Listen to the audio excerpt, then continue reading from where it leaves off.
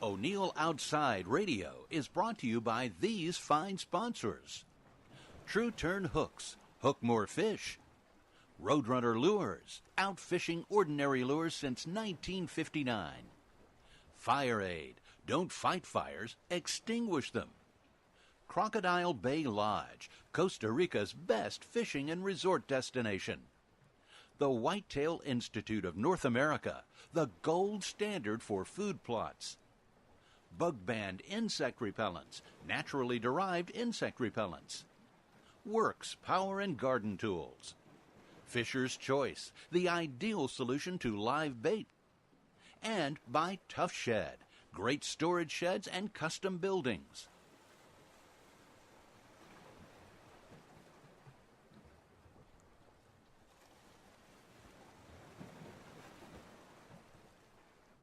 Good morning, boys and girls, from Black Powder Headquarters and the Bojangles Studio high on Sassafras Mountain.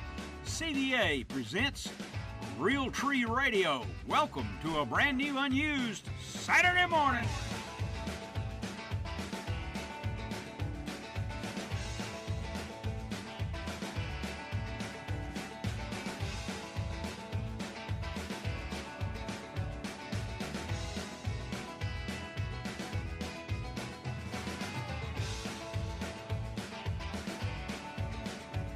Good morning, boys and girls, from the Black Powder Headquarters and the Bojangles Studio, high in the mountains of North Georgia. O'Neill Outside presents Realtree Radio. Welcome to a brand new, unused Saturday morning. It's 6 after the hour, and welcome to the program, everyone. You can listen to the show on WSB over 38 states and the Sports Broadcast Radio Network throughout the country, wall to wall. And we invite your participation in the program. The telephone number, should you like to call us, those numbers are 404-872-0750 or 800-972-8255, or you can reach us via Facebook also. Woman Williams is with us this morning, decorating the studio as we speak, and you can reach her on Facebook. And it won't be long, in a couple of weeks, we'll be out next week.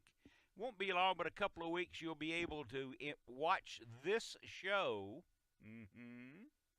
on the Hunt Channel and Waypoint TV and Gen 7 Outdoors and the Outdoor Action Network and Gone TV and Right Now TV and on your iPad and so forth. I can't imagine that you would want to, but you can. So it's 7 after the hour, and we have a busy couple of hours, hour that is.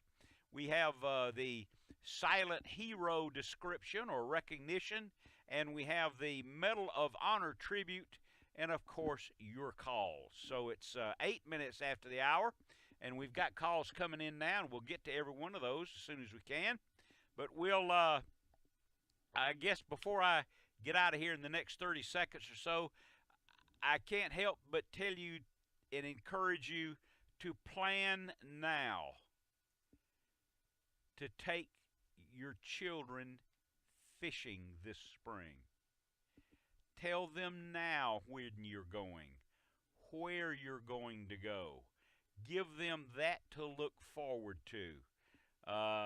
You can't look after them every day, and you don't know what goes on in school, whether they're being bullied or not.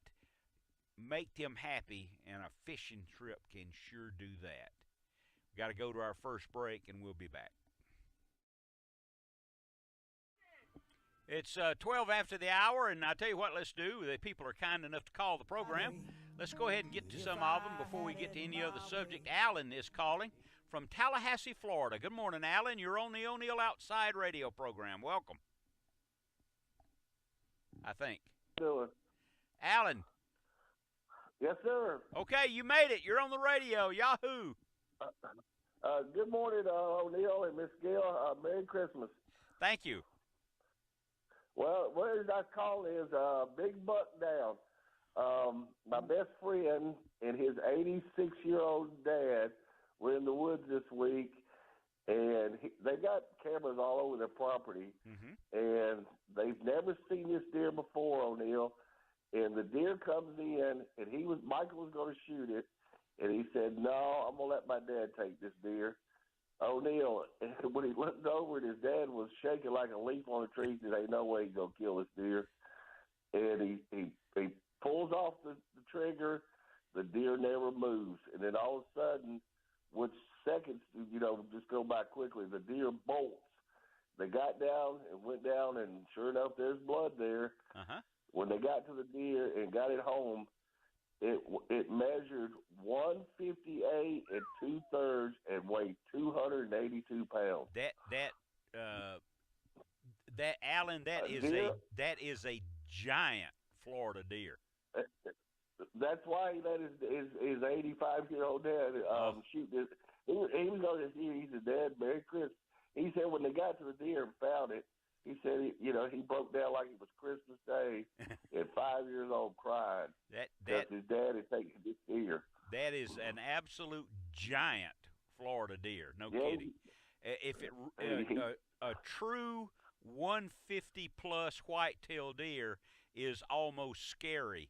Most people, when they're in the woods, they see a 130 and they think it's a 150. Well, that's about what he has ever, Mr. Mm-hmm. Their last name's Thompson, and we call him Mr. T. He's been in the woods forever, and about 130 is about the biggest he's ever shot. Right. And that's why Michael let him take, because he'll never get that opportunity ever again. Absolutely. Well, your story allows me a comment. A lesson from the Quality Deer Management Association, because one of the things you said when we started this conversation is that the fact that you hunt this and you got cameras all over the place, but correct me if I'm wrong, you said this is the first time you've seen this deer. That's the first time they'd ever seen the deer. I said so they were sitting there. They actually went to take a doe for meat, coming up, and said they all of a sudden about 4 does raised their heads up looking, and said he come in from behind them and said that and of course they got computers, they look about every other day at what they've got. They got them all about named anyway. Mm-hmm. And this deer has never been seen on any camera. All right. Well, let me tell you what I learned from the Quality Deer Management Association. Again, those aren't just hunt camp stories. This is true. Ready? Yes, sir. Sometimes white-tailed deer will just take a vacation.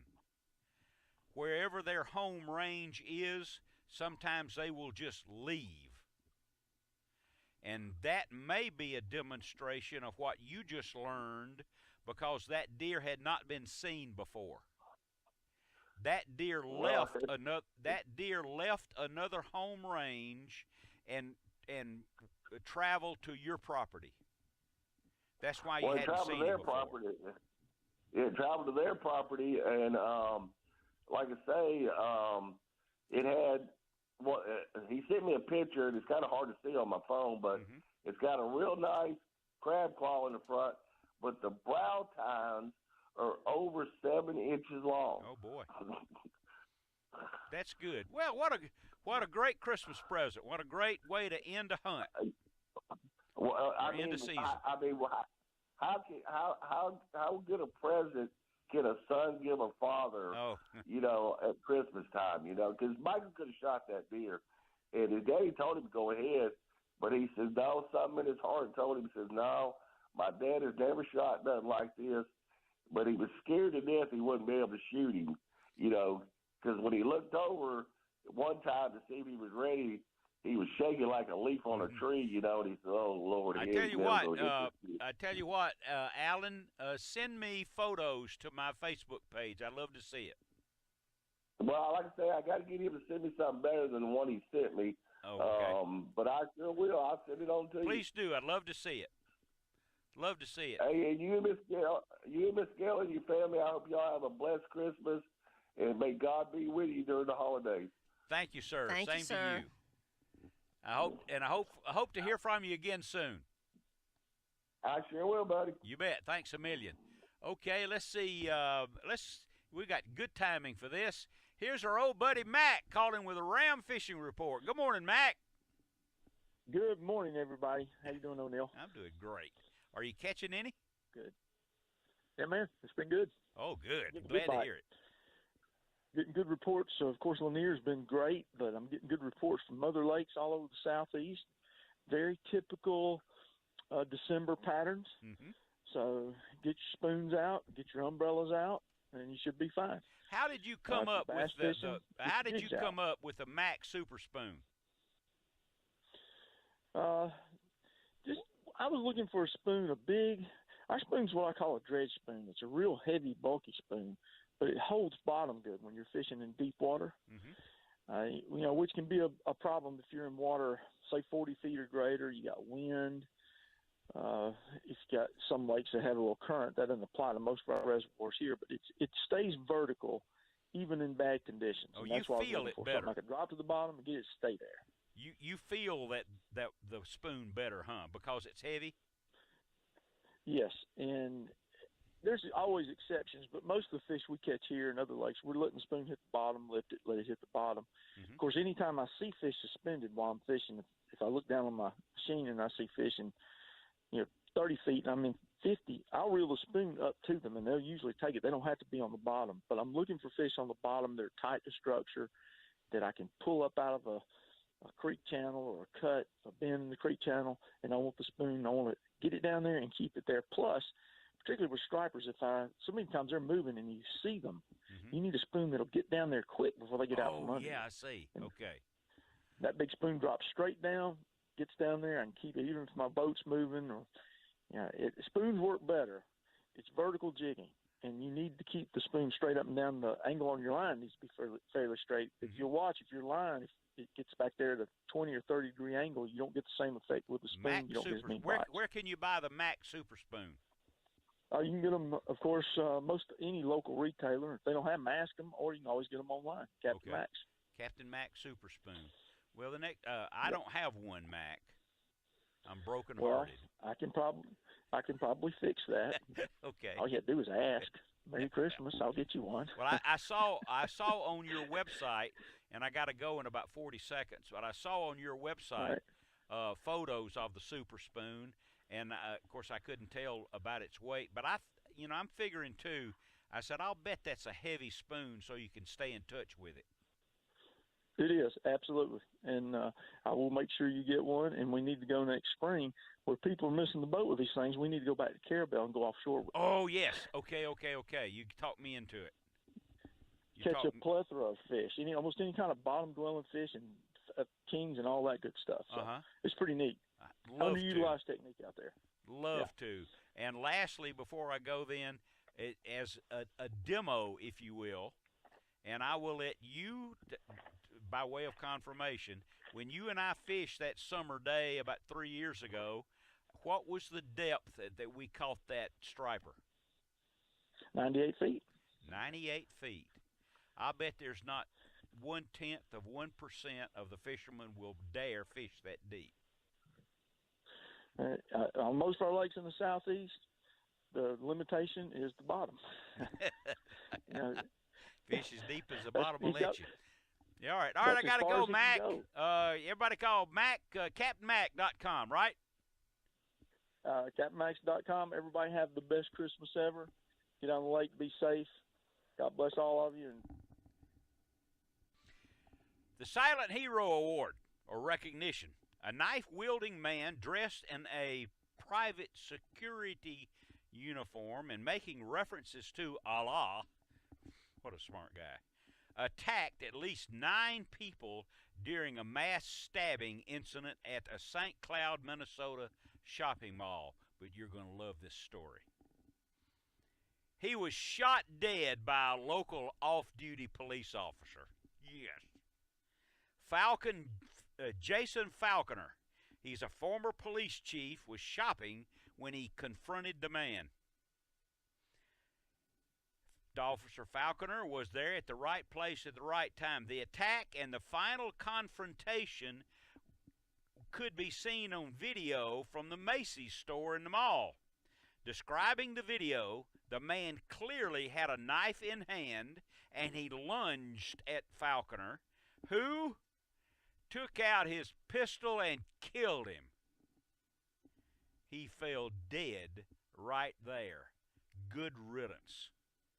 St. Cloud Police Officer Chief Police Officer William Blair Anderson said that Officer Falcon's actions were swift and direct and appropriate.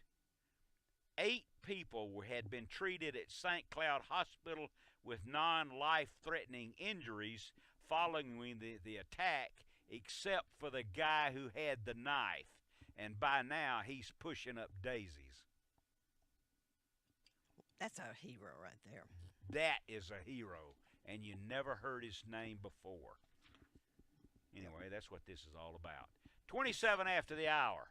Let's 404-872-075800, 972-8255. Yes, ma'am. How much time do you have? I got plenty. Okay, I have something I would like to say. Okay. Oh, boy.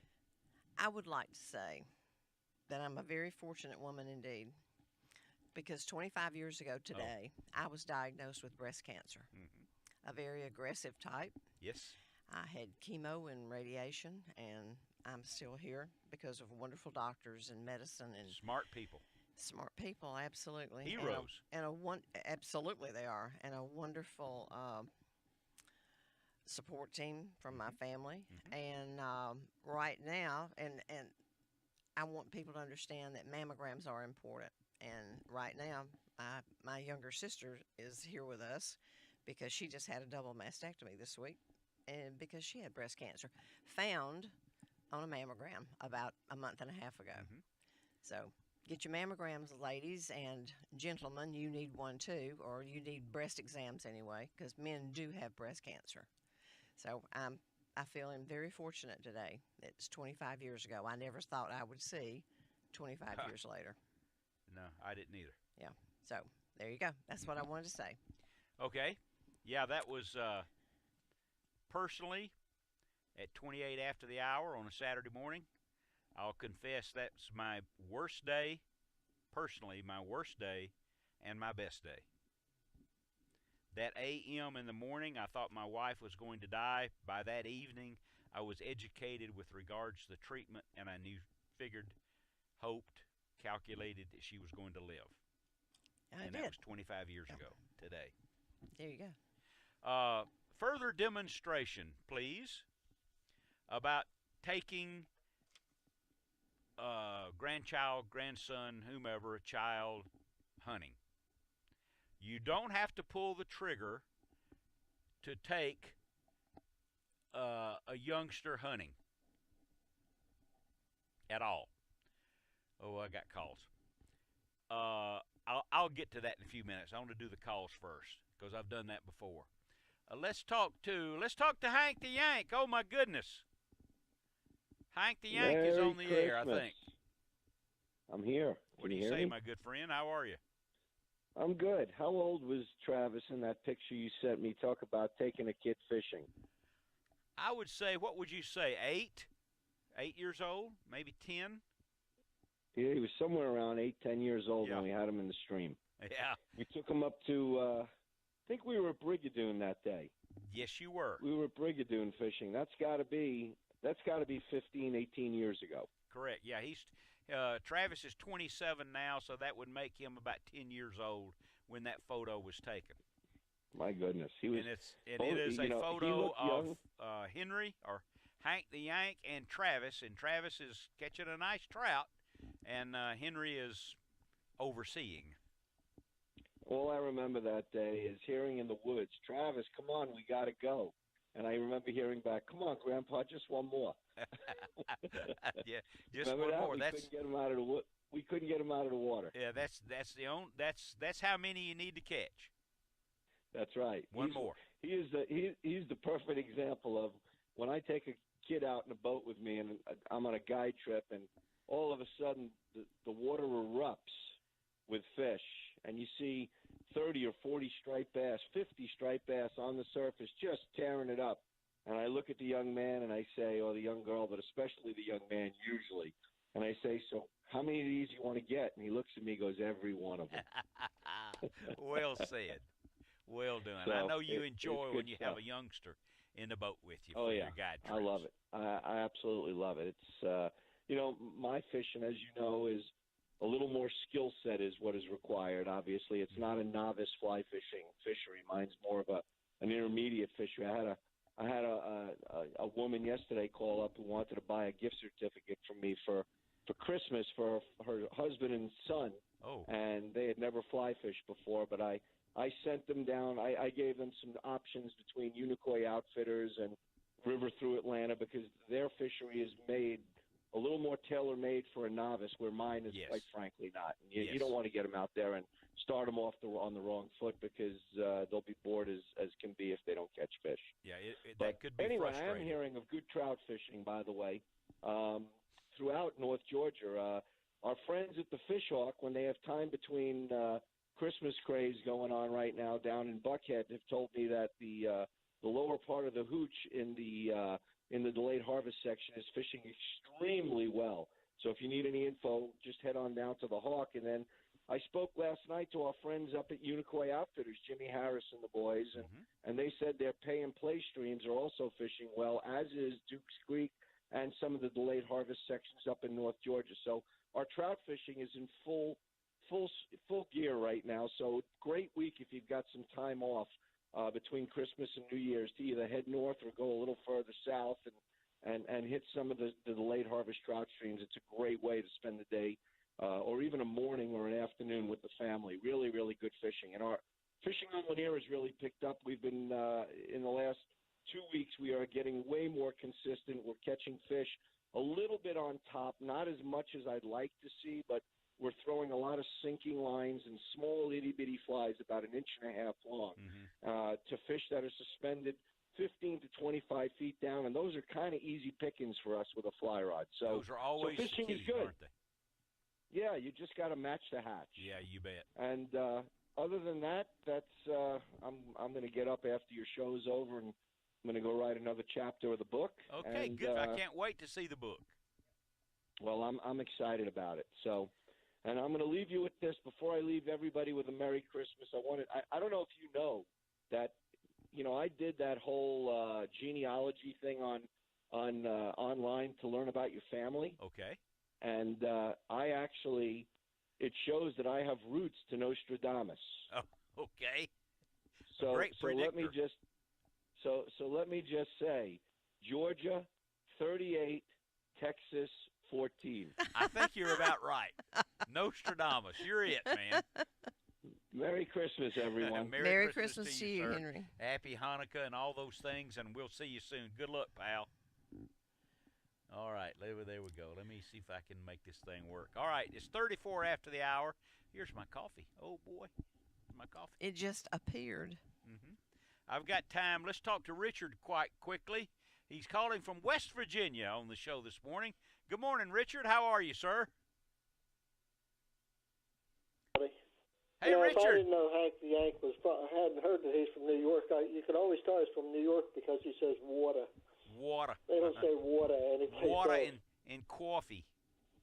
Yeah, coffee. Have a cup of coffee and water. You can tell That's they're from right. New York. You talked about your tough shed. What I was thinking about, first thing you said was your tough shed. You know what I was thinking about? That commercial that says she shed. You ever seen that? No, I haven't. Something's burning down. They have a man and a woman say something about my she shed. I don't know what that is. What I called about was I was listening to that show after yours called Bassmasters, and they had somebody on there that's been a fisherman for years, fished in the big tournaments, the Elite and the Bassmasters, and he was just saying, the host was asking him why he hasn't been that successful, and he said something that I thought was unusual, but that's me being ignorant. He just said that fishing is a young man's sport. It's a very physically demanding sport. And I'm thinking, okay, if you're fishing for bluefin, tuna, those big things you catch on the big boats, that's physically demanding. What is physically demanding about bass fishing? Why is that physically demanding, and why would that be considered a young man's sport? Okay, well, let me comment about that from experience. In tournament bass, now, just fishing is not demanding. Tournament fishing is extremely demanding. The more cast you make, the more fish you will catch, given the expert level and the fact that you found the fish. I can tell you by all means it is a very physically demanding sport, but that's tournament fishing, not just fishing. Because I used to do that years and years ago, and I can tell you I was successful, I think, because I quite frankly outworked everyone else. Richard, I've got to go, pal. I'm up against a hard break. I appreciate you listening to the program. I'll be back on the air in a couple of weeks, and I hope to hear from you then. Okay? Thank you, my good friend. Herschel Williams, Marine Corps, Iwo Jima, February 1945. Quick to volunteer when the tanks were trying to open a lane for the infantry through a network of concrete pillboxes and buried mines, Corporal Williams daringly went forward to attack the machine gun fire from the positions.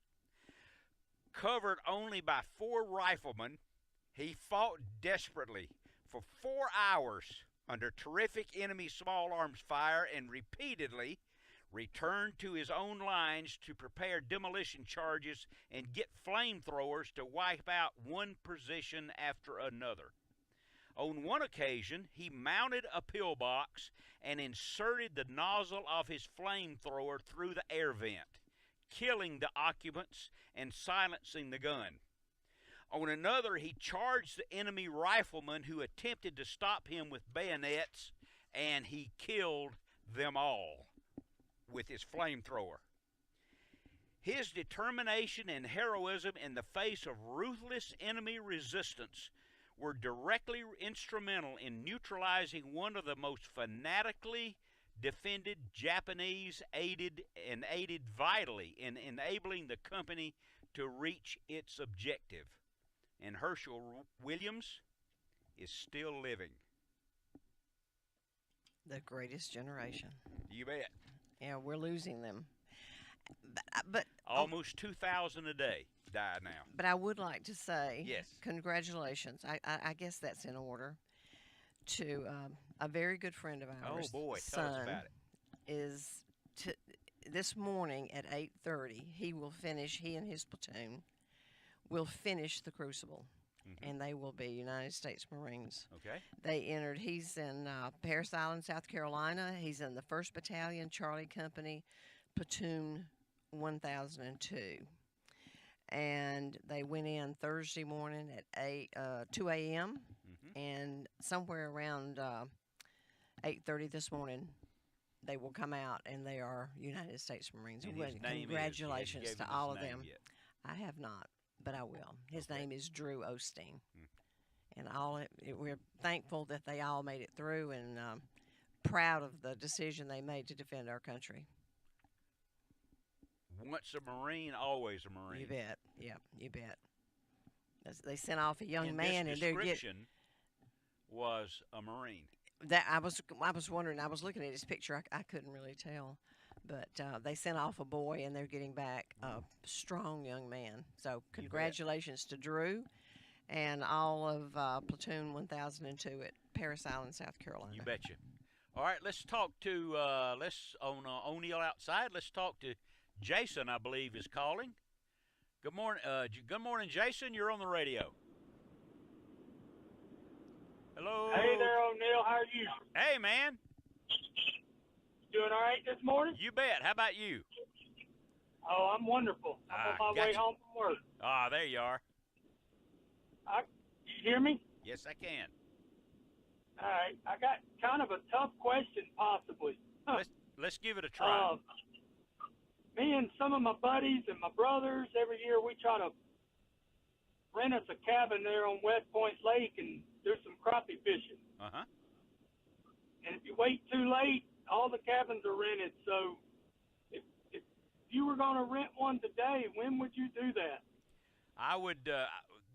What's going to determine the number of crappie and how they're going to bite is going to be the water temperature. Yeah, that's what's so hard to predict. Yeah, I know it. So that's going to be your prediction. And historically, what that water temperature needs to be is somewhere around between 50 and 54 degrees. If you can get in that temperature right there, those crappie around, do you fish around the bridges?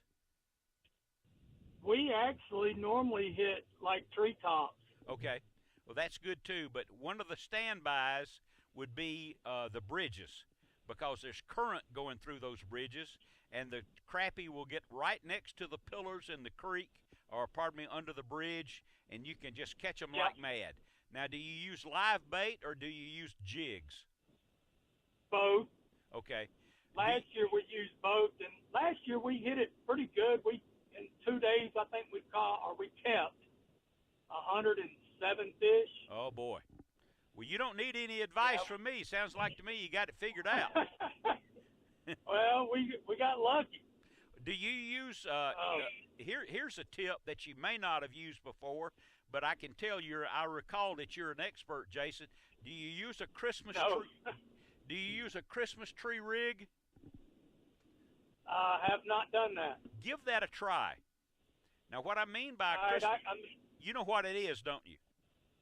No, I was about to say I could probably Google it and find it, though. Well, basically, you tie some standout hooks at 3 feet up the line, one at 2 feet up the line, and then at the bottom of the line, you use a small road runner and put a minnow on that one too. So you got you got 3 baits in the water instead of 1. Yeah, and at 3 different heights too, or depths. Yeah, and many times you'll catch 2 or 3 crappie instead of 1. Oh wow. Yeah. All right, I have to try that this year. You bet. And you know, and one of the things, and then one of the things is, a lot of times when you get one crappie to bite, it spurs the other ones to bite also. Oh, really? So when you hook one, don't be in a big hurry to reel him up. Give it 6 or 8 or 10 seconds longer. Make yourself leave him on. You got him hooked. He's not going anywhere. So leave him on the line, because you'll catch another one too. With the Christmas tree. Yes, you'll be catching 2 at a time. What you're saying. I got you. All right, I'll have to try that this year. All right, now you owe me a call back now after you go and tell me what you did. Well, we'll probably go in March, so I'll call you back sometime after that. All right, mighty fine. And I was going to tell you one other thing I learned this year. I've lived on a pond there in Sonoya, Georgia for 16 years. Uh-huh. And this past spring, I tried something I'd never tried before, and I caught more bass than I'd ever caught. And it was the wacky, I think they call it a wacky worm. Uh-huh. Where you hook them in the middle. Yeah, you ever fish like that? That's right. It looks like it's swimming. I caught so many bass, and I caught the biggest bass I'd ever caught in my life this past spring. Fantastic. Yep. Caught a 9-pound, 2-ounce bass. What color was the wacky worm? It was a orange, like a real bright orange, almost like a trick worm color, kind of fluorescent orange. Uh-huh.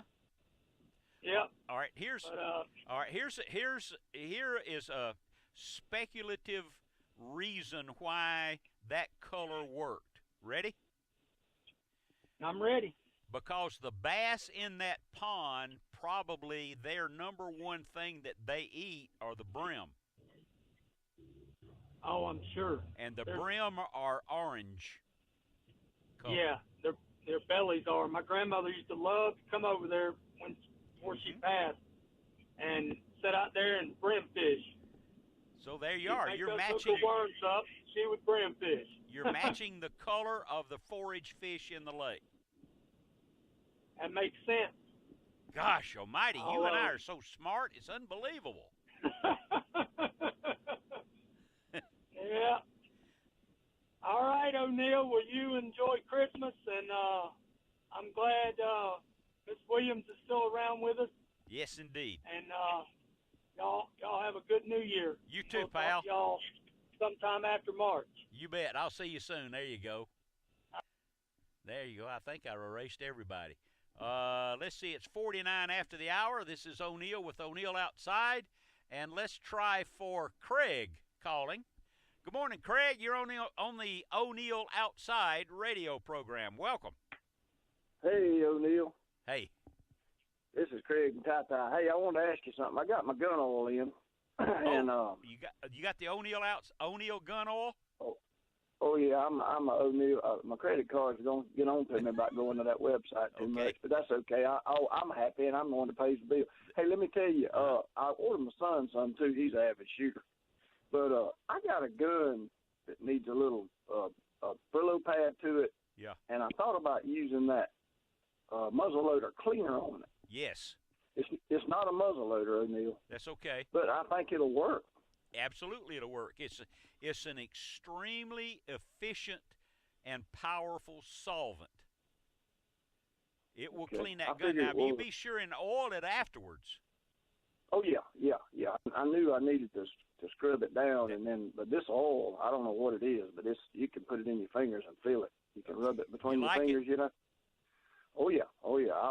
I'm fixing to jump on right now before I leave to go get on the bulldozer and start and order that solvent too, because please do that. Stuff here. The reason it's attractive is the fact that all of those oils, the cleaner, the boat sprayer, everything, all of those O'Neill oils that you can see on the website are all made from natural biological sources. It's green energy. It's not made with petroleum. Yeah, it doesn't smell. No. At all. There's no smell to it at all. But now your boat cleaner, Neil, I ain't sure. If you saw my old Big John, that's what I call it. I don't think atomic bomb would help. Give it a try. That's sort of a finishing deck cleaner. I'm glad you like the product. I had forgotten I was going to mention that today, and I'm glad you brought it up. It's O'Neill's Oils, and you can. I guess you bought them off the website, huh? Oh yeah, I did. I love that website. It's easy to use, so folks get on there. But listen, man, my son loves it too, and he's pretty much he said he thought that the Green Label brand was the best until he put this on. He said what he liked about it doesn't have a petroleum smell at all. That's right. Hey, O'Neill, Merry Christmas to you and Wilma Williams and Jason and all you guys and Houston and her better half, and thank y'all for what you do every Saturday morning. You're very kind. Let me jump into a very self-serving thing about the oils. Ready? Yes, There's sir. two things I want you to know about the product that you've already purchased. Number one, it has no static charge in it, which means you can clean your guns, put them on the shelf, put them in the box, and it will not attract dust. Yep. It won't attract any dust. And number two, because of its origin, a biofuel, it lasts 5 times longer than most of the other oils. It's certainly that oil in that blue can that everybody uses. Please don't ever use that. Well, it's good on your tractors. Yeah, that's right. Good luck to you, pal. Have a great Christmas. You too, O'Neill. Thank you. You bet. See you soon. There you go. And I even can drop the call. How about that? Okay. It's 53 after the hour. You've been listening to O'Neill Outside, the #1 live outdoor-based radio talk show in the world. We're concluding 2018, and we all feel very happy about this, and your participation in the program is most welcome. This is O'Neill, and we'll be back. Welcome, everyone. This is the last program for O'Neill Outside Radio for the year. Do we have anything left over on Facebook, honey, before we go? No. Okay. Just people saying Merry Christmas and Happy New Year, and that's It's what been a we're good doing. year. I hope it's been a good year for you. It has been for us. This is the conclusion, I think, of our 27th year on WSB and the conclusion of our 2nd year on the SB Nation Radio. We're adding stations like mad, like 50 stations, I think, have already been added. and the show would not be on the air. It would not be successful, and we would not have would not have enjoyed doing all this without the callers and the people that listen to the program, and as much as anything else, the companies and the people that have chosen to sponsor the show. If there's no sponsors, if there are no sponsors, there will be no show. So I want to tell everybody that during this fourth quarter and into next year, brought to you by Hayes, CVA, Realtree, Striplings, QDMA, Tough Shed, Pennington, Zach Brown Knives, Thorogood Boots, Governor's Gun Club, Horsetown, Cherokee County Toyota, Snellville Heating and Air, and Bodyplex and Swaggerty's. You have something to say? I just wanted to one more time say congratulations to Drew Osteen and his platoon. We're so proud of them. Oh, yes. They finish about 54 8:30. hours. What do you call it? The Crucible. The Crucible. Mm-hmm. Once a Marine, always a Marine. Yep. And we will continue our silent hero and our Medal of Honor tribute. All of you guys have a great holiday season. Spend it with your family. And take a kid fishing and hunting and build those memories that will last forever. This is O'Neill for Woman Williams, Karen and Brian Green, and Jason Byers, and we'll see you guys next year.